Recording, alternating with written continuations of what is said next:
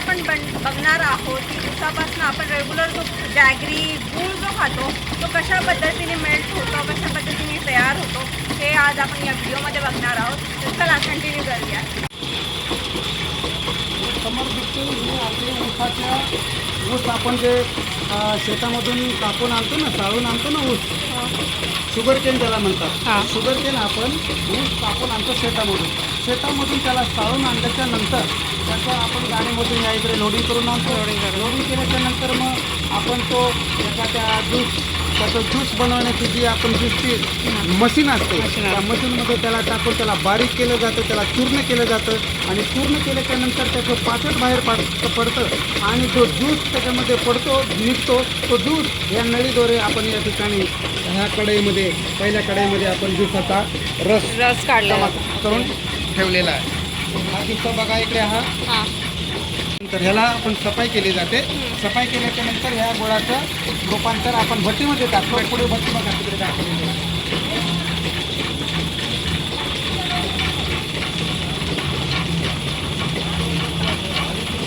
Juice आपण काढून मशीनमध्ये काढून इथे आलेला आहे. ह्याला म्हणतात मळी. ही मळी आहे. या मळीच्या नंतर ही पूर्ण भरल्याच्या नंतर हा ज्यूस कढईमध्ये टाकला जातो. दुसऱ्या नंबरची भट्टी आहे. दुसरा नंबर भट्टी. ह्या भट्टीमध्ये तूप पकवला जातो, साफ केला जातो. त्याच्यातली मच्छी वगैरे घाण वगैरे बाजूला काढली जाते. ही घाण आपण बघायची, ही सगळ्या ऊसामधली आलेली घाण आपण बाजूला करून ठेवली आपण दुसऱ्या भट्टीमध्ये ठेवलेली आहे. दुसऱ्या भट्टीतून नंतर पुन्हा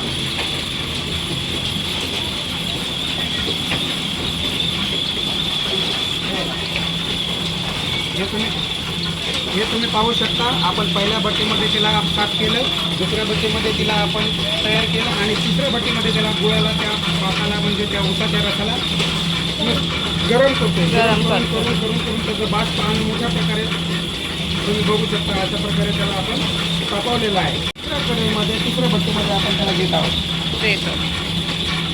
म्हणजे हे 4 प्रकारे फिल्टर होतं. 4 प्रकार झालं. त्याच्यानंतर झालं 1 2 3 4 4मधून हा चौथा नंबर. चौथ्या नंबरमध्ये हा आता परिपक्व गूळ झालेला आहे आणि हा गूळ आपल्याला हा एकदम म्हणजे पाणीच्या रूपामध्ये आहे. ह्याला घट करण्यासाठी पुन्हा एक प्रक्रिया असते. त्या गुळाला आपण ही गूळ पुढे घेतो आणि पुढे घेतल्याच्या नंतर एका चौथ्यामध्ये त्याला तिथे घट्ट करण्यासाठी ठेवलं जातं आणि या ठिकाणी आपण अशा प्रकारे गूळ हा नैसर्गिक गूळ आहे. ओरिजिनल गूळ आहे. याच्यामध्ये कुठल्या प्रकारची बनावट नाही. नैसर्गिक गूळ आपल्याला झालेला आहे आणि हा गुळाला नंतर आपण ह्या तयार झालेल्या गुळाला इथे घट्ट होतो आणि घट्ट केल्याच्या नंतर त्याला आपण हा गूळ पार्सल करण्यासाठी याच्यामध्ये आपण ठेवलेला आहे.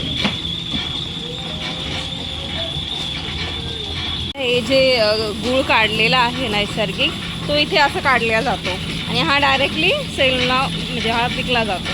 या पद्धतीने असतो. तुम्ही बघू शकता इकडे पण सेकंड भट्टी आहे. इकडे पण तीच प्रोसेस चालू आहे. बघा 1 2 3 4 फिल्टर आहेत इथे भट्टीचे आणि ही भट्टी बघा इकडे.